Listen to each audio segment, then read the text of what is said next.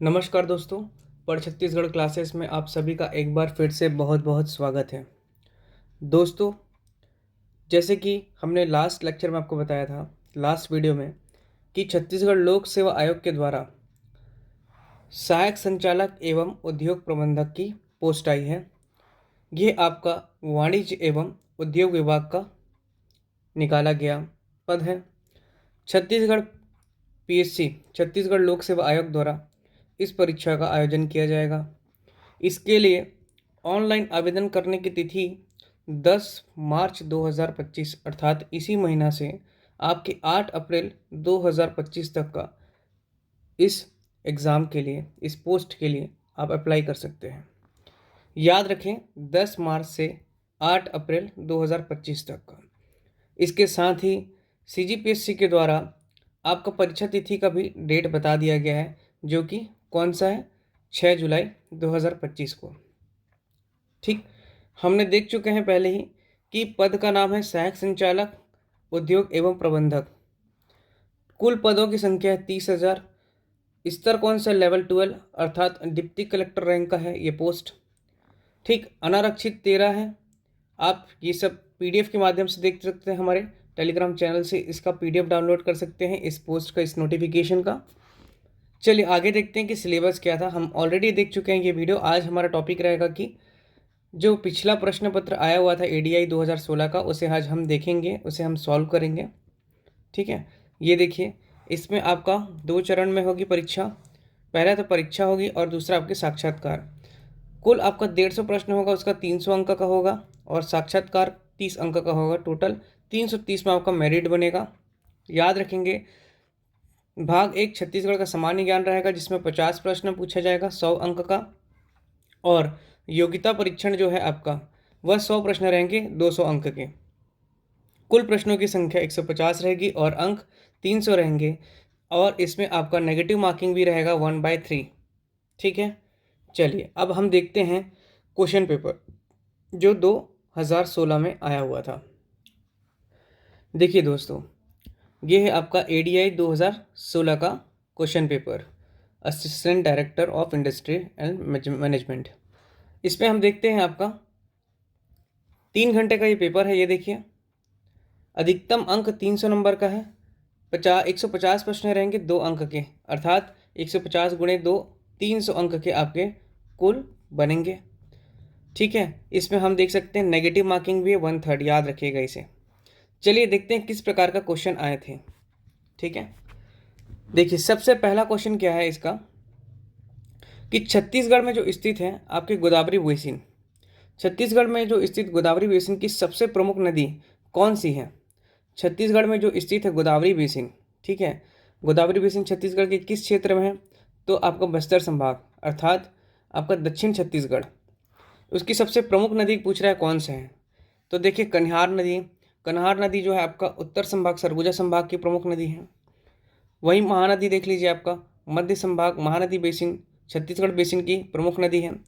शिवनाथ नदी, ये भी आपका महानदी बेसिन का ही आपका हिस्सा है। जबकि इंद्रावती नदी जो है वह आपके बस्तर में बहने वाली प्रमुख नदी है, अर्थात ये नदी को बस्तर की जीवनदायिनी नदी भी कहा जाता है। ठीक है, इस नदी का प्राचीन नाम क्या था, मंदाकिनी। मंदाकिनी के नाम से इस नदी को जाना जाता था। इस नदी की कुल लंबाई है 264 किलोमीटर। याद रखेंगे, कुल लंबाई भी पूछता है। ये बस्तर की जीवनदायिनी नदी कहलाती है। कहाँ से इस नदी का उद्गम होता है, तो याद रखेंगे उद्गम जो है इसका आपका मुंगेर पर्वत।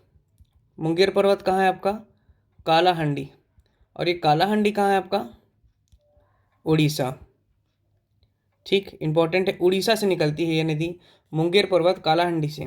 ठीक है, अब ये कालाहंडी कौन सा क्षेत्र है, आप याद करेंगे जब हम छत्तीसगढ़ पढ़ रहे थे तो उस समय देखा था कि आपका जब 1905 में बंगाल विभाजन हुआ था भाषा के आधार पर, तो उस समय राज्यों का पुनर्गठन हुआ था। तो उस समय आपका छत्तीसगढ़ का जो आपका संबलपुर आपका रियासत था, उसके 5 आपके संबलपुर जिला, अर्थात संबलपुर जिला के 5 रियासत जो थे, जो कि आपका बामरा, पटना, रायखोल, सोनपुर और आपका कालाहंडी। तो ये कालाहंडी वही कालाहंडी है जो आपका उस समय एक रियासत हुआ करता था। जिसे आपका बंगाल प्रांत के उड़ीसा क्षेत्र में मिला दिया गया था। तो यहीं से आपका क्या निकलता है, याद रखेंगे, इंद्रावती नदी। अब इस उद्गम तो देख ली हमने, लेकिन इसका विसर्जन कहाँ हो रहा है? तो विसर्जन जो हो रहा है, अब ये गोदावरी बेसिन की बात हो रहा है, मतलब विसर्जन होगा आपका गोदावरी नदी में। ठीक है, गोदावरी नदी में विसर्जन होगा। कहाँ पर होगा? तो महाराष्ट्र के आपका भद्रकाली में।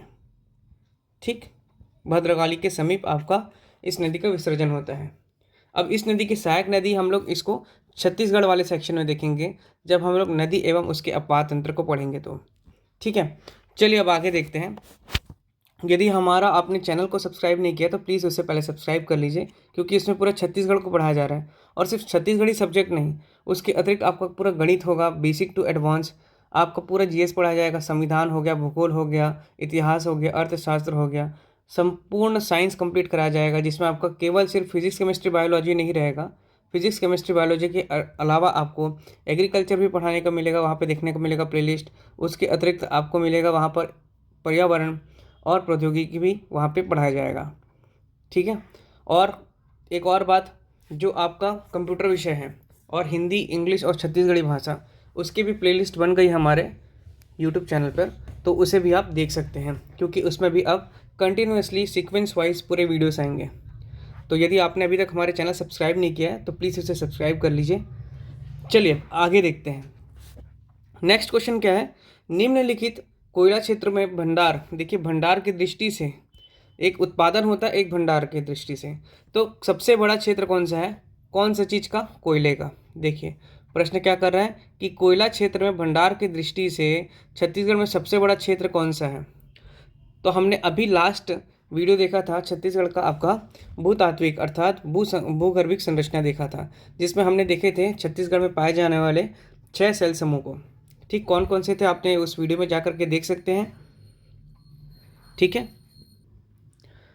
तो देखिए कोयले की जब बात हो रही है यदि, तो कोयला किस शेल समूह में पाया जाता है?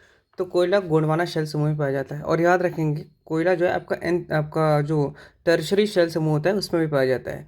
लेकिन जो टर्शरी शेल समूह होता है उसमें सबसे उच्चतम क्वालिटी का आपको कोयला मिलता है, जो कि एंथ्रासाइट प्रकार का कोयला होता है।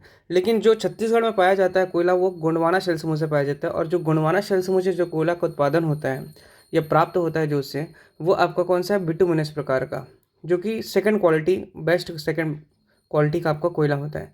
तो यहाँ पूछ रहा है कि भंडार की दृष्टि से पूछ रहे हैं, भंडारण। अब देखिए भंडारण की दृष्टि से हमने कल ही पढ़ा था आपका लास्ट वीडियो में छत्तीसगढ़ के, कि माण नदी घाटी, माण नदी जो घाटी होता है वहाँ आपका सर्वाधिक कोयले का निक्षेप है, सर्वाधिक कोयले का भंडारण है, जो कि आपका रायगढ़ जिले में है। ठीक है, जबकि उत्पादन में, किसमें? उत्पादन में, याद रखेंगे उत्पादन में आपका कौन सा है? तो कोरबा, कोरबा सर्वाधिक उत्पादन में है। ठीक है, कोरबा में आप देख सकते हो सर्वाधिक कोयले का उत्पादन कहाँ होता है छत्तीसगढ़ में? तो आपका कोरबा में होता है। और दीपका माइंस हो गया आपका, मशीनीकृत, वहाँ पे आपका मशीनीकृत आपका माइंस है, वहाँ पे याद रखेंगे। सभी चीज़ों को याद रखना है आपको। ठीक है, तो इसका आंसर क्या होगा? माण रायगढ़।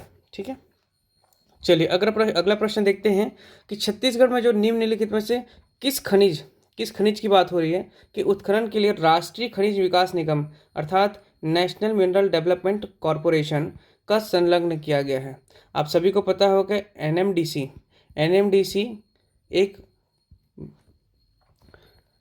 एक आपका क्या है? नवरत्न कंपनी है। ठीक है, एनएमडीसी क्या आपका? नवरत्न कंपनी है। और ये कंपनी जो है आपका, इसका सबसे पहला जो इकाई है इसका 1968 में आपका किरंदुल में लगाया गया था। और ये किरंदुल कहाँ है आपका? तो आपका दंतेवाड़ा में है। ठीक है, आपका किरंदुल जो है आपका दंतेवाड़ा में है। तो वहाँ पे हमने देखा अभी 1968 में क्या हो रहा है आपका, पहला आपका किरंदुल को लगाया गया था आपका एनएमडीसी की इकाई। उसके बाद 1968 के बाद 1980 में, याद रखेंगे 1980 में आपका बचेली में, ये सब दंतेवाड़ा जिले के क्षेत्र हैं। उसके बाद आपका तीसरा जो है बेलाडीला में लगाया गया था, जो कि कब लगाया गया था? तो 1988 में। यहीं बेलाडीला से क्या हो रहा है? लोह एस का क्या हो रहा है? उत्पादन हो रहा है।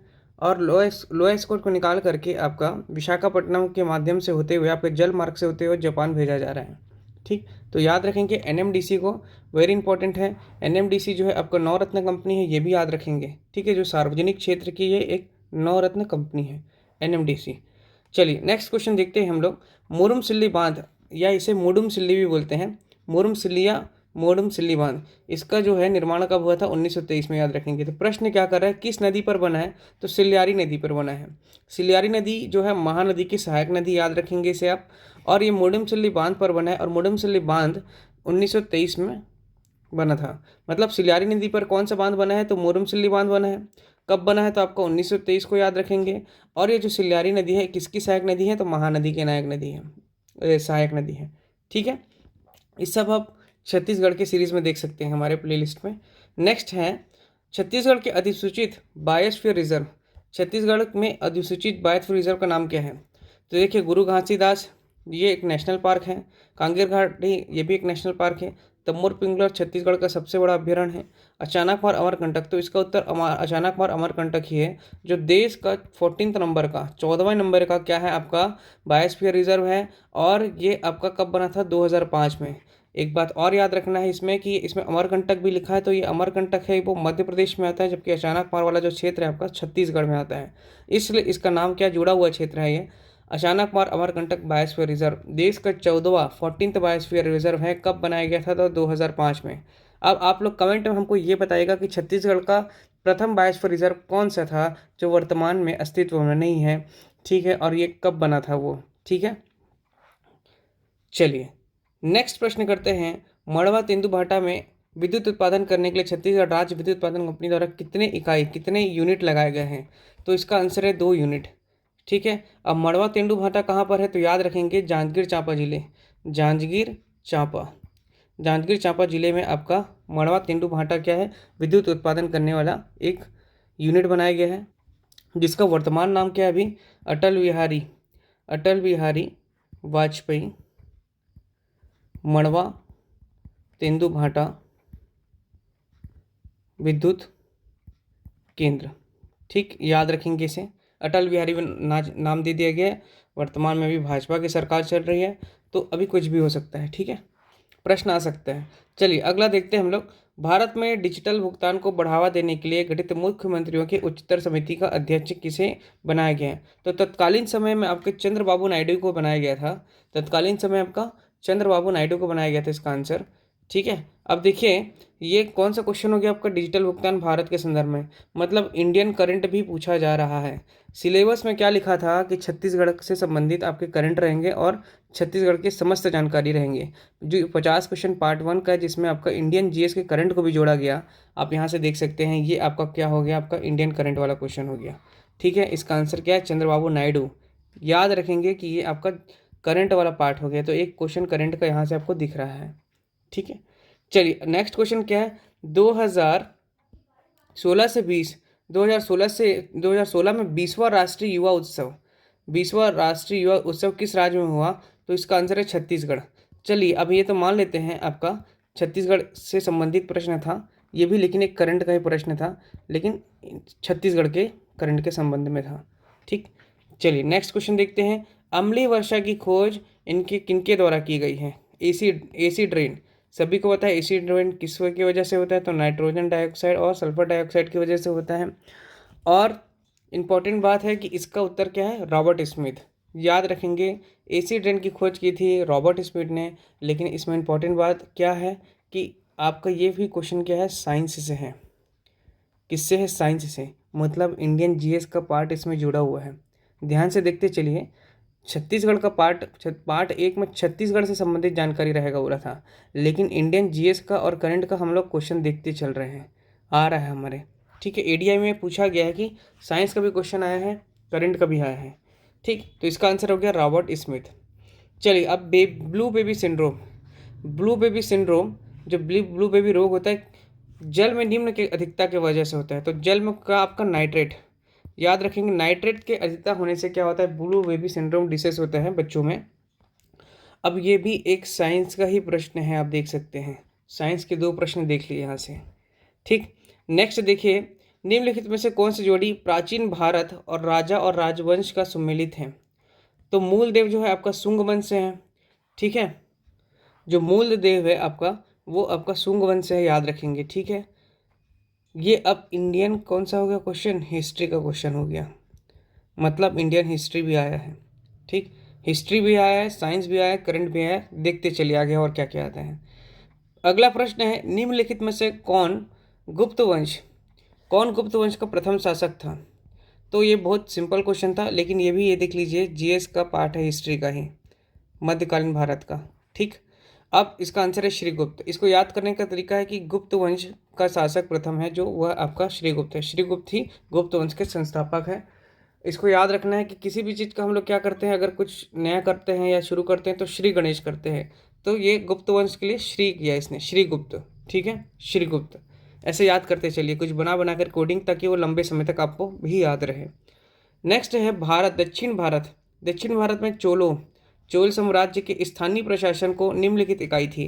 वहाँ की जो स्थानीय प्रशासन की निम्नलिखित इकाई क्या थी ऊर, कोट्टम, वालनाड, नागरम, ये सभी थी, इसलिए उसका उत्तर ये होगा। तो अब हिस्ट्री से हम देख ले कि कितना क्वेश्चन आ गया, हिस्ट्री से 3 क्वेश्चन आ गया। ठीक है, चलिए नेक्स्ट है अगला प्रश्न, प्राचीन भारत का विद्वान और उसकी रचना है। विशाखदत्त, मुद्रा राक्षस सही है। भवभूति, मालती माधव ये भी सही है। बाणभट्ट, कादम्बरी ये भी सही है। भास विक्रमोर्वशीय ये गलत है। कल्हण राजतरंगिणी ये भी सही है। तो इसका उत्तर क्या हो गया आपका, भास। विक्रमोर्वशी नहीं है। भास के द्वारा जो प्रमुख रचना है वो आपका है स्वप्नवास वदता। याद रखेंगे, भास के द्वारा जो आपका प्रमुख एक जो रचना किया गया था उनके द्वारा, उसका नाम है स्वप्नवास वदता। ठीक, ये अब देखिए इतिहास का कितना क्वेश्चन हो गया, 4 क्वेश्चन हो गया हिस्ट्री का, याद रखिए। ठीक, नेक्स्ट प्रश्न है, निम्नलिखित में से कौन सी जोड़ी क्रांतिकारी घटना एवं क्रांतिकारी सम्मिलित है? 5वां क्वेश्चन, ठीक है, हिस्ट्री का। दिल्ली में लॉर्ड हार्डिंग सचिंद्र सान्याल पर बम फेंकना, ये गलत है। लाहौर में सैंडर्स पर गोली चलाना, ये भी गलत है। निजामुद्दीन में रेल पर बम फेंकना, ये भी गलत है। चिटगांव शास्त्री, वेरी इंपॉर्टेंट, सूर्यसेन लूट। ठीक, चिटगांव शास्त्र गार पर लूट किसने किया था? तो आपका सूर्यसेन। तो इसका उत्तर यही होगा, इंपॉर्टेंट है, याद रखिएगा, हमेशा सीजीपीएससी द्वारा पूछा जाता है ये प्रश्न। तो हिस्ट्री का ये 6ठा क्वेश्चन था, 6 क्वेश्चन हो गया हिस्ट्री का। ठीक, नेक्स्ट प्रश्न देखते हैं हम लोग। सूक्ष्म सिंचाई योजना के अंतर्गत लघु सीमांत कृषकों को स्प्रिंकलर पर, याद रखेंगे कि स्प्रिंकलर पर कितने प्रतिशत का अनुदान दिया जाता है? तो याद रखना है 60%। ठीक है, 60%, ये सीजी का प्रश्न था। नेक्स्ट है, छत्तीसगढ़ राज्य के सकल घरेलू उत्पाद में वानिकी के योगदान की प्रवृत्ति 2011-12 से 2014-15 में क्या हुई है? तो सभी याद रखेंगे, इसे घटी है। और वानिकी में अभी भी मतलब कि फॉरेस्ट्री वाला जो क्षेत्र है, जंगल की कटाई ही हो रही है, तो सिंपल सी बात है कि घटेगा ही। ठीक है, अभी हसदेव वाला क्षेत्र था, हसदेव घाटी वाला क्षेत्र, उसको आपको पूरा काट करके रोड बना दिया गया, वहाँ पे इंडस्ट्रियल स्थापित किया जा रहा है। तो ये सब चीज़ें प्राकृतिक साथ खिलवाड़ कर रही है, गलत कर रही है सरकार। सब चीज़ को रोकथाम करना चाहिए उनको। तो इसका उत्तर है घट रही है, याद रखेंगे, फॉरेस्ट्री जहाँ भी है अपना घट रही है। आंध्र प्रदेश एकमात्र ऐसा राज्य है जहाँ पर आपका वन क्षेत्रफल बढ़ा है। ठीक है, चलिए नेक्स्ट क्वेश्चन है, छत्तीसगढ़ में भारत सरकार के न्यूनतम समर्थन मूल्य पर प्रमुख राष्ट्रीय वन उत्पाद का संग्रहण किया जा रहा है। किसका किया जा रहा है? तेंदुपत्ता।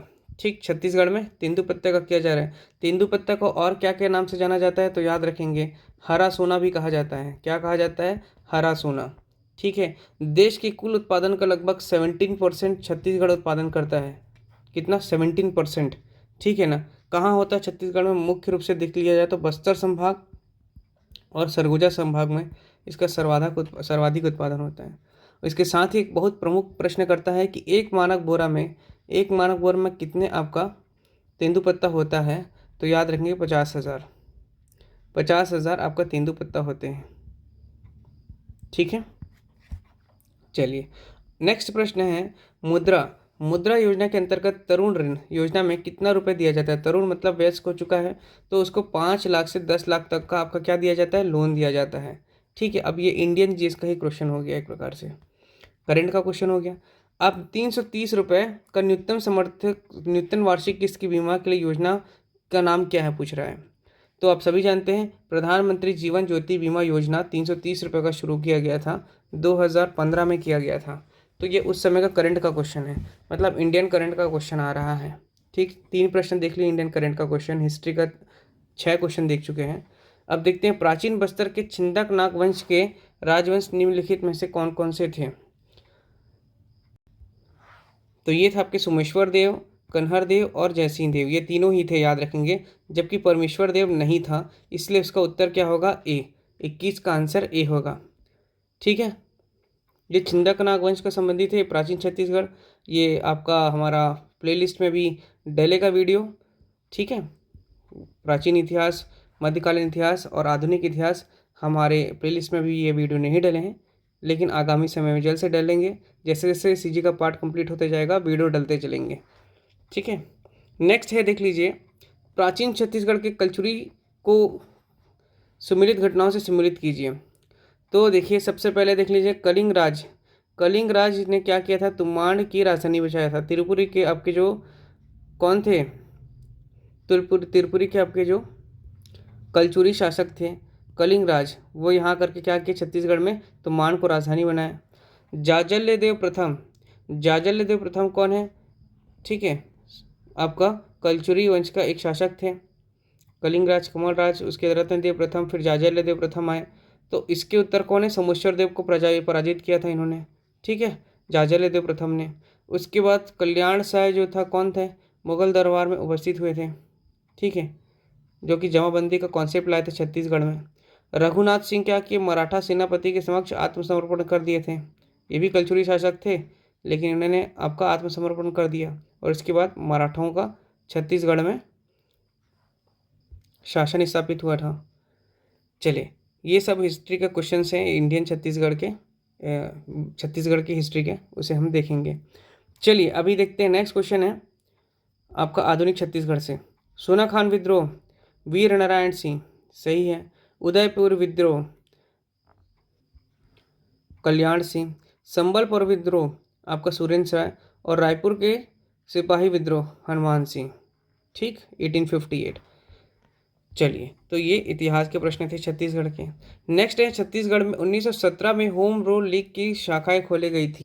अब देखिए यहाँ से कि छत्तीसगढ़ में भी आपका इतिहास से अधिक प्रश्न आते हैं।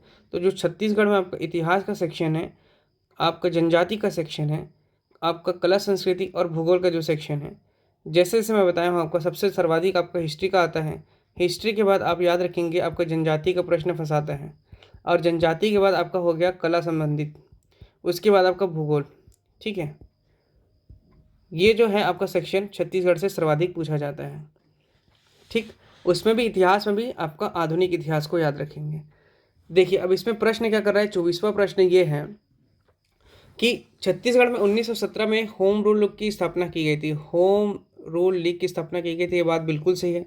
इस संगठन की सदस्य संख्या 1700 से अधिक थी। अब ये तो इसकी जानकारी नहीं है, वर्तमान में भी नहीं है अभी। छत्तीसगढ़ में केवल तिलकवादी होम रूल आंदोलन सक्रिय रहा, तो ये बात बिल्कुल सही है, तिलकवादी ही था।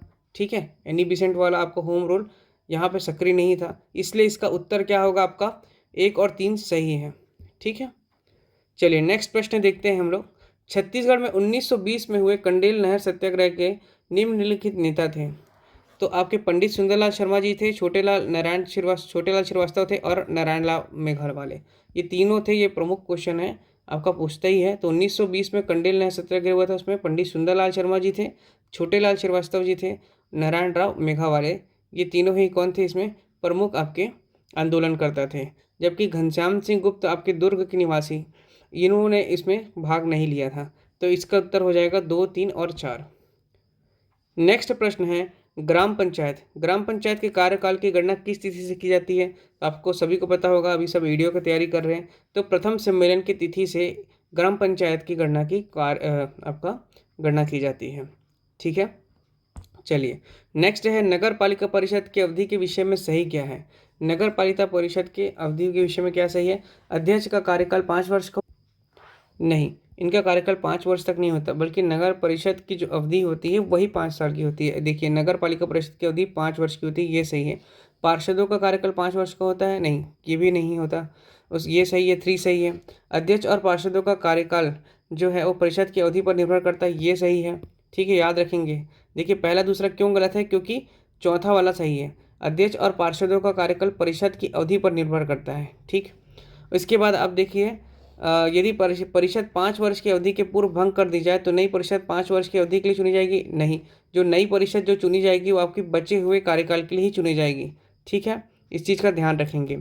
अगला पॉइंट है, यदि परिषद 5 वर्ष की अवधि के पूर्व भंग कर दी जाए तो नई परिषद पूर्व परिषद की शेष अवधि, यही पॉइंट मैं आपको बता रहा हूँ कि ये सही है, इसलिए आपका छठा सही है और तीसरा और चौथा सही है। तो इसका आंसर तीसरा, चौथा और छठा, डी। ठीक है, चलिए ये सब देखेंगे हम लोग छत्तीसगढ़ के सीरीज़ में। अभी ग्रामीण पंचायत का आपका पंचायत छत्तीसगढ़ पंचायती राज का वीडियोज़ आएंगे, उसके बाद आपका नगरीय निकाय के भी वीडियोज़ आएंगे, तो आप लोग चैनल पर बने रहिए। चलिए नेक्स्ट प्रश्न है, नगर पालिका परिषद के बजट के विषय में सही क्या है? सही पूछ रहे हैं। ठीक है, ये मुख्य नगर पालिका अधिकारी द्वारा तैयार किया जाता है, तो उसका जो बजट है वो सच में सीएमओ के द्वारा ही तैयार किया जाता है। अब इसे वित्त समिति या सपरिषद अध्यक्ष के समक्ष रखा जाता है, ये भी सही बात है, पहला भी सही है, दूसरा भी सही है। वित्त समिति या सपरिषद अध्यक्ष बजट को उपरांतित कर सकता है, ये भी सही है।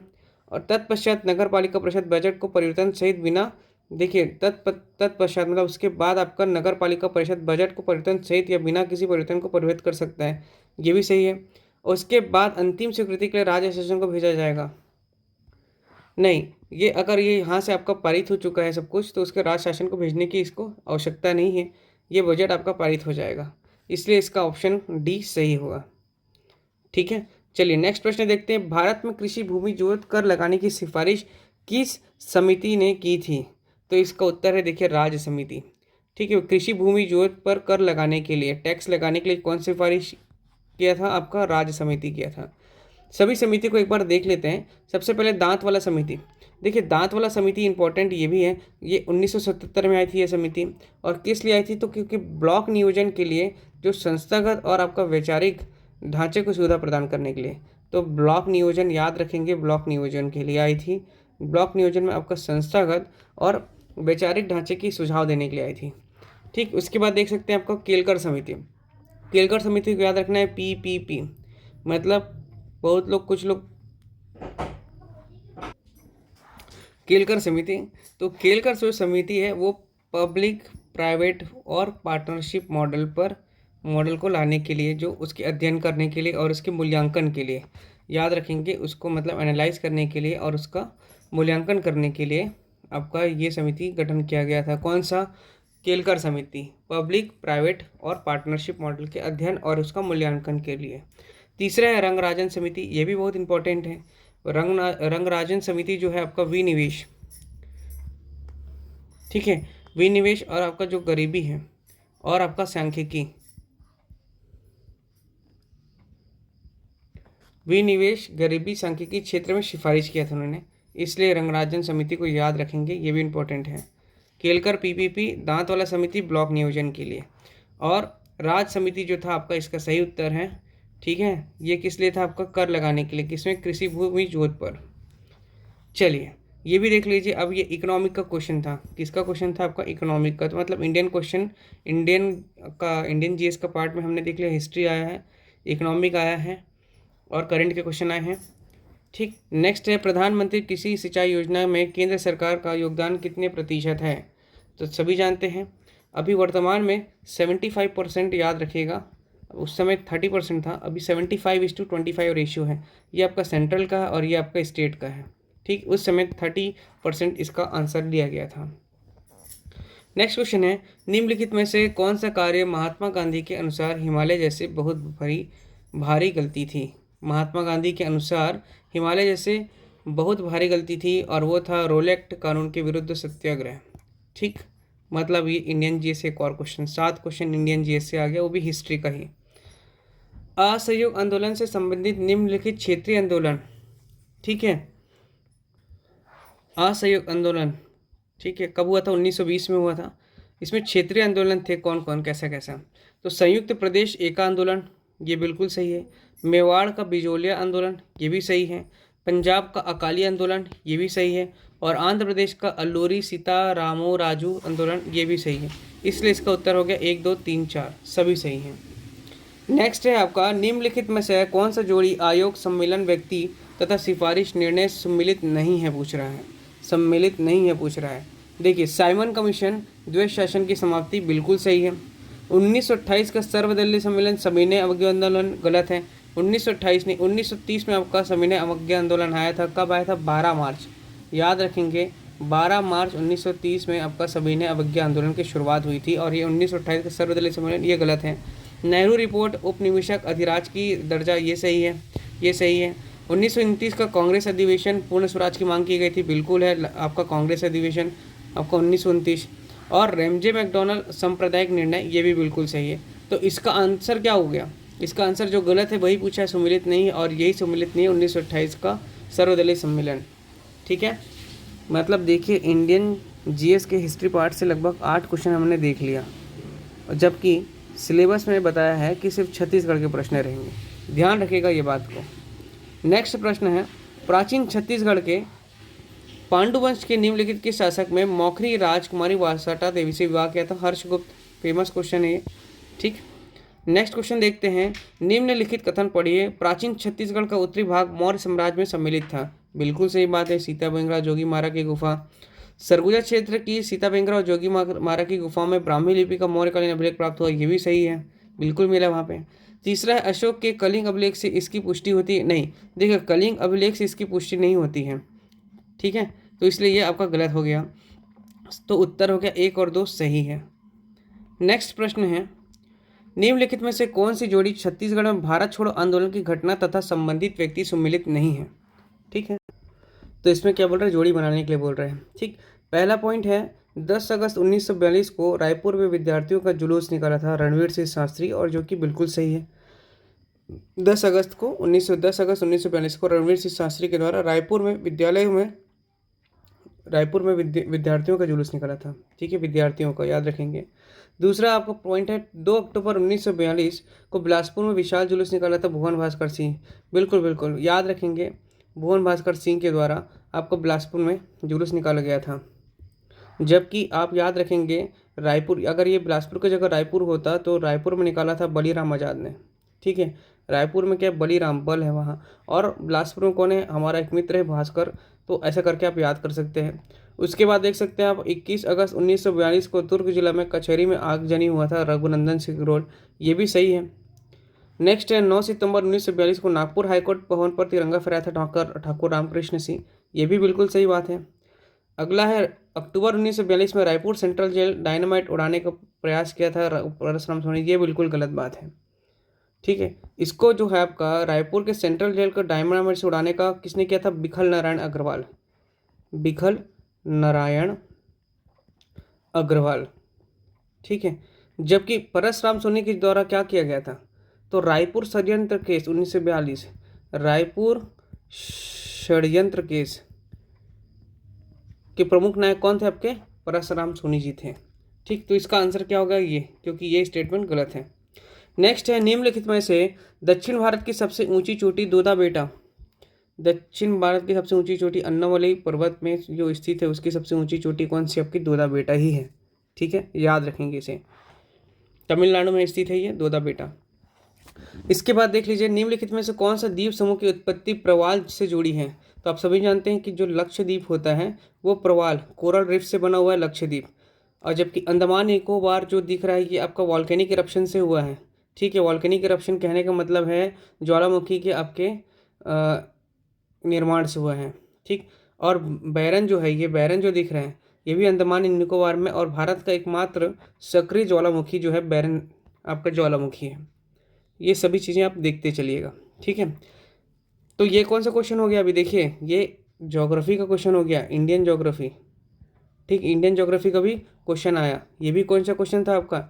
इंडियन जियो का था, इंडियन ज्योग्राफी का क्वेश्चन था। इंपॉर्टेंट बात है, याद रखेंगे इसे आप। ठीक, 2 क्वेश्चन हमने ज्योग्राफी का भी देख लिया। इसके बाद देखिए इंडियन ज्योग्राफी का तीसरा क्वेश्चन, क्या क्वेश्चन कर रहा है कि नदी की विशेषता और नदी का नाम। सबसे बड़ा अपार तंत्र वाली नदी कौन सी? गंगा है भारत में। सर्वाधिक जल अपवाहित करने वाली नदी आपकी ब्रह्मपुत्र हो गई। पश्चिम की ओर प्रवाहित करने वाली नदी आपकी हो गई तापी और नर्मदा, जबकि मरुस्थल में प्रवाहित करने वाली नदी लूनी नदी। ठीक है, लूनी नदी कहाँ बहती है? देखिए आपका लूनी नदी जो है आपका राजस्थान प्लस गुजरात में। राजस्थान में कहाँ निकलती है लूनी नदी? कहाँ से निकलती? तो अजमेर से निकलती है, राजस्थान के अजमेर से निकलती है लूनी नदी। ठीक है, कौन से पहाड़ी से? नाग पहाड़ी से। ठीक, और विसर्जन कहाँ हो रही है आपके? गुजरात। और गुजरात में कहाँ पर हो रही है? कच्छ के खंबात में, कच्छ के खंबात में। ठीक, याद रखेंगे ये सब चीज़ों को, अपने नोट्स में आप मेंशन कर लीजिएगा। जब सूर्य की किरणें, अब अगला प्रश्न है, जब सूर्य की किरणें कर्क रेखा पर लंबवत हो रही, लंबवत मतलब ऐसे डायरेक्टली ऐसा, मान लीजिए ये आपका कोई सी रेखा है, यहाँ पर आपका कुछ ऐसा डायरेक्टली लाई होना, उसको क्या बोलते हैं? लंबवत होना। जब सूर्य की किरणें कर्क रेखा पर लंबवत चमकती है तो उत्तर पश्चिम मतलब कि नॉर्थ वेस्ट भारत में क्या होता है, क्या घटना होती है? तो उस समय क्या होता है आपका? निम्न वायुदाब का विकसित होता है। याद रखेंगे कब? जब सूर्य की किरणें कर्क रेखा पर लंबवित होती हैं। और यदि अगर यही सूर्य की किरणें मकर रेखा पर लंबवित होती, मकर रेखा पर अगर लंबवित होंगी तो क्या होगा? उच्च वायुदाब निर्मित होगा। ठीक है, इंपॉर्टेंट है, बात याद रखिएगा। मकर रेखा पर लंबवत होगा तो उच्च वायुदाब निर्मित होगा। उच्च वायुदाब क्या है? प्रति चक्रवात है, याद रखेंगे। ठीक है, प्रति चक्रवात है, जहाँ पे आपका वायु कम जगह में अधिक होती है। उच्च वायुदाब में क्या होगा आपका? कि वायु जो है आपकी कम जगह में अधिक होगी, मतलब प्रेशर बढ़ेगा, इसलिए उच्च वायुदाब हो गया। ठीक है, और जो बारिश है, बारिश निम्न वायुदाब में अधिक होता है, याद रखेंगे। जबकि निम्न वायुदाब में हवा कम होती है और वेपराइजेशन ज़्यादा होगा। तो निम्न वायुदाब में हवा ऊपर उठती है, निम्न वायुदाब में आपका क्या होगा? हवा ऊपर उठेगी और आपका ठंडी हो जाती है, जिससे बादल बनेगा और बारिश होगा। ठीक, ये कॉन्सेप्ट है, ये सब ज्योग्राफी में हम लोग देखेंगे, पूरा एकदम कॉन्सेप्ट के साथ चलेंगे, ज्योग्राफी को पूरा मैप के साथ पढ़ेंगे और एक एक चीज़ को अपन उसमें समझ के पढ़ेंगे। ठीक है, चलिए नेक्स्ट क्वेश्चन है, केंद्रीय मंत्रिपरिषद, केंद्रीय मंत्रिपरिषद सामूहिक रूप से कितने किसके प्रति उत्तरदायित्व होते हैं? तो लोकसभा के प्रति। याद रखेंगे। आर्टिकल कौन सा आर्टिकल है बताइए, चलिए आप लोग कमेंट, चलिए हम ही बता देते हैं। आर्टिकल जो है अनुच्छेद, संविधान के अनुच्छेद 75(3) के तहत जो आपका केंद्रीय मंत्रिपरिषद है वो सामूहिक रूप से आपका लोकसभा के प्रति उत्तरदायित्व होते हैं। मतलब कि अब क्या दिखाई दे दिया? कॉन्स्टिट्यूशन, संविधान के प्रश्न भी आए हैं। भूगोल के देख लिए, इतिहास के देख लिए, संविधान के देख लिए, आपका करंट के देख लिए, अर्थशास्त्र के भी प्रश्न देख लिए। मतलब पूरा इंडियन जीएस पूछा जा रहा है और साइंस के भी क्वेश्चन देख लिए। मतलब ओवरऑल पूरा आपका छत्तीसगढ़ लिखा है, लेकिन आपका इंडियन जीएस भी इसमें इंक्लूडेड है 50 क्वेश्चन में। नेक्स्ट है, भारतीय संविधान भारत को परिभाषित करता है क्या? एक अर्थ के संघ के रूप में, एक संघ के रूप में, एक सहकारी संघ के रूप में, या राज्यों के संघ के रूप में? देखिए, भारतीय संविधान जब आप पढ़ेंगे उसकी प्रस्तावना तो उसमें बताया गया है भारत एक राज्यों का संघ है। ठीक है, भारत विनाशी राज्यों का अविनाशी राष्ट्र है, याद रखेंगे। तो इसका आंसर हो गया आपका यही। ठीक है, भारतीय संविधान भारत को परिभाषित करता है राज्यों के एक संघ के रूप में। भारत देश विनाशी राज्यों का अविनाशी संघ है। ठीक है, इसलिए उत्तर डी होगा संविधान का। एक और प्रश्न, चलिए अब और देखते हैं, निम्नलिखित में से कौन सा कार्य राज्यपाल की स्वविवेक की शक्ति है? स्वविवेक की शक्ति, ठीक है, कौन कौन सी है? तो चलिए देखते हैं। सबसे पहले हो गया आपका विधानमंडल की बैठक बुलाना, तो ये गलत है, उसकी स्वविवेक की शक्ति नहीं है। ठीक है, ठीक, ये 174 आर्टिकल 174 में बताया गया है, 174 में क्या बताया गया है कि आपका जो होता है राज्यपाल वह विधानमंडल की बैठक बुला सकते हैं। इसके बाद देखिए आपका विधेयक पर हस्ताक्षर करना, हाँ, तो विधेयक पर हस्ताक्षर उसकी स्वविवेक की शक्ति है। विधेयक को राष्ट्रपति के पास भेजना, हाँ, ये भी उसकी क्या है? स्वविवेक की शक्ति है। अध्यादेश जारी करना, देखिए अध्यादेश जारी करेगा उसको इसको शक्ति मिली है, या मतलब शक्ति मतलब उसको अधिकार है अनुच्छेद 213 के तहत। ठीक है, राज्यपाल क्या कर सकता है? अध्यादेश जारी कर सकता है, 213 इंपॉर्टेंट है, याद रखिएगा।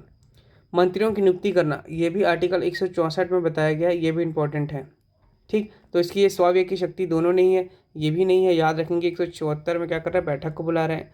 लोक सेवा आयोग के अध्यक्ष की नियुक्ति, लोक सेवा आयोग के अध्यक्ष की नियुक्ति क्या कब करता है? आपका पीएससी के अध्यक्ष की नियुक्ति कब करेगा? 315 के अनुच्छेद के तहत। ठीक है, उसके बाद केंद्र को प्रतिवेदन भेजना, देखिए केंद्र को भी प्रतिवेदन ना उसकी स्वविवेक की शक्ति है। तो देखो विधेयक राष्ट्रपति को भेजना और विधेयक पर हस्ताक्षर करना और केंद्र को प्रतिवेदन भेजना, ये तीनों ही इसकी स्वविवेक की शक्ति है। तो इसका उत्तर हो जाएगा आपका 43 का सी, 2, 3 और 7। चलिए अगला प्रश्न देखते हैं। कौन सा संवैधानिक संशोधन भारत में असंवैधानिक घोषित किया गया है? आप सभी को पता होगा 99वां संविधान संशोधन NJAC, ठीक है, नेशनल जस्टिस अपॉइंटमेंट कमीशन, ठीक है। इसको 2014 में इसका फॉर्मेशन किया गया और 2014 के बाद 2015 में सुप्रीम कोर्ट के द्वारा 2015 में क्या कर दिया गया, इसको असंवैधानिक करार दिया गया NJAC को, ठीक है, राष्ट्रीय न्यायिक अपॉइंटमेंट कमेटी, ठीक है। 99वां संविधान संशोधन इसी के लिए था। नेक्स्ट प्रश्न है, ये भी कॉन्स्टिट्यूशन का प्रश्न है। देख लिया कॉन्स्टी का कितना प्रश्न आ गया, अभी 4 देख लिए हमने, जबकि जियो का हमने ज्योग्राफी का कितना देखा, 3 प्रश्न, साइंस का कितना देख लिया हमने, 3 प्रश्न, और हिस्ट्री का हमने देखा अभी 8 प्रश्न, 7 से 8 प्रश्न था। नेक्स्ट है, ग्राम सभा की बैठकों में महिलाओं की गणपूर्ति कितनी होनी चाहिए? तो 1/3 होनी चाहिए, ठीक है, 1/3 होनी चाहिए। अभी देखिए ग्राम पंचायत का वीडियो हमारे लेक्चर में नहीं आ रहा है, लेकिन ये सभी वीडियोस आपके बन रहे हैं, एडीओ के लिए भी बन रहे हैं और बाकी सभी एग्जाम्स के लिए भी बन रहे हैं। तो याद रखेंगे 1/3 इसका उत्तर है महिलाओं की गणपूर्ति के लिए, ठीक है। जल्द ही आपका वो सभी वीडियोस अपलोड होंगे। Now next question is Saila नृत्य। देखिए सैला नृत्य को किसके द्वारा किया गया था? गोंड जनजाति के द्वारा किया जाता है, ठीक, गोंड जनजाति के द्वारा सैला नृत्य किया जाता है। और गोंड की जो जनजाति है वो कौन सी? आपकी बैगा जनजाति है। तो इसका उत्तर क्या हो गया आपका? बैगा। तो सैला नृत्य आपका बैगा के द्वारा किया जाता है। नेक्स्ट प्रश्न है, बांस गीत कौन करेगा आपको? राउत जाति के लोग करेंगे, माफ करिएगा, जनजाति मुख से निकल गया। बांस गीत जो है आपका राउत लोग गाते हैं। नेक्स्ट प्रश्न है, गोदना गोदने वाली अनुसूचित जनजाति। देखिए गोदना गोदने वाली और गोदना गोदवाने वाली 2 अलग अलग बातें होती हैं। तो यहाँ बोल रहा है गोदना गोदने वाली जो है वो ओझा गोंड लोग करते हैं, ठीक है, जबकि सर्वाधिक गोदना प्रिय जनजाति वो आपका बैगा होता है, ठीक। लेकिन यहाँ प्रश्न पूछ रहा है कि गोदने वाली, तो गोदने वाली जो है आपका ओझा और गोंड लोग, ठीक है। नेक्स्ट प्रश्न है, वर्ष 2015 में फुटबॉल में वर्ष में भारतीय खिलाड़ी कौन चुना गया? तो अब ये देखिए इंडियन करंट का क्वेश्चन है, उस समय का 2016 का परीक्षा में 2015 का करंट पूछा गया, ठीक है। उत्तर इसका था योगेशन लेगदो, लेकिन आप याद रखिए ये भी करंट का क्वेश्चन है। करंट का आपका 3 क्वेश्चन यहीं पे देखने को मिल गया। धीरेन्द्र सिंह कमेटी रिपोर्ट का संबंध किस क्षेत्र से है? तो धीरेन्द्र सिंह कमेटी का रक्षा खरीद से था, ठीक है। ये भी आपका 2015 में ही ये आपका इंपॉर्टेंट सेक्शन है, याद रखिएगा, करंट का ही क्वेश्चन था। तो इस प्रकार एडीआई के ये 50 प्रश्न थे जो कि इंडियन जीएस के थे। इसके बाद पार्ट 2 जो है वो आपका मैथ्स, रीजनिंग और हिंदी, इंग्लिश और छत्तीसगढ़ी भाषा का है। उसे भी हम नेक्स्ट वीडियो में कवर करेंगे। आप देख सकते हो ये सभी उसके टॉपिक्स हैं, प्रश्न हैं, और कितने प्रश्न आए हैं, कैसे इसको सबको एनालाइज करेंगे। मैथ्स कितने थे, रीजनिंग कितने थे, हिंदी कितना था, इंग्लिश कितना था, या और कंप्यूटर कितने प्रश्न थे, इस सभी चीज़ों को हम लोग एनालाइज करेंगे। और देखिए आज कितने क्वेश्चंस हमने देखा? 50 क्वेश्चंस। 50 क्वेश्चंस में हमने देख लिया आपका हिस्ट्री, इतिहास। ये भारत के संदर्भ में बोल रहा हूँ मैं।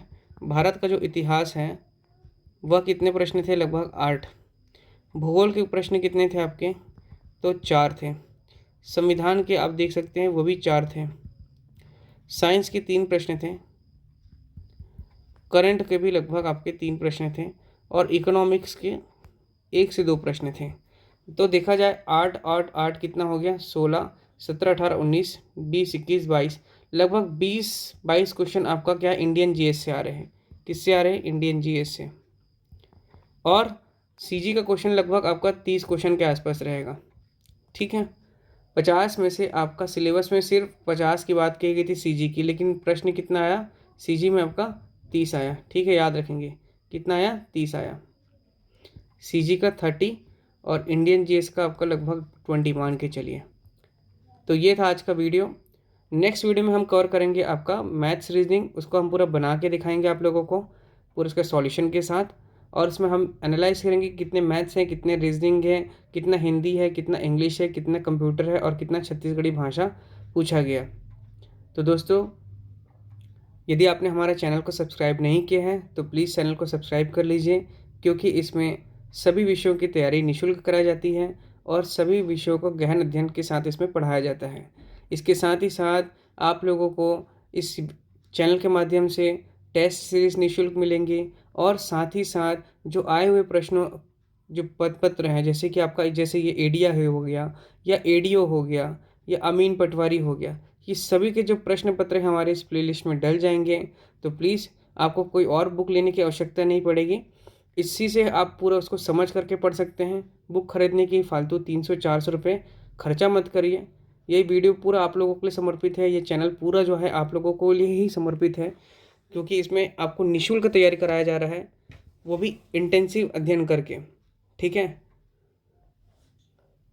तो दोस्तों चलिए आज का वीडियो यहीं समाप्त करते हैं। पढ़ छत्तीसगढ़ चैनल प्लीज़ लाइक करें, शेयर करें, सब्सक्राइब करें और ख़ुद भी पढ़िए, लोगों को जागरूक करिए। ज्ञान बांटने से बढ़ता है। हमारा ये वीडियो लाने का मेन मकसद ये है कि ज्ञान को एक्सप्लोर करिए। नॉलेज इज़ पावर, जितना ज्ञान बांटेंगे उतना आपका ज्ञान बढ़ेगा। ठीक है दोस्तों, चलिए नेक्स्ट वीडियो में मिलते हैं हम लोग एडीआई के 100 प्रश्न के साथ। और आप लोगों के एडीओ की जो सीरीज़ चल रही थी, स्वास्थ्य ठीक नहीं होने के कारण से 2-3 दिन से वो वीडियोस नहीं आए हैं, वो वीडियो भी अब आने शुरू हो जाएंगी। तो चलिए इसी के साथ वाणी को विराम देता हूँ दोस्तों, धन्यवाद।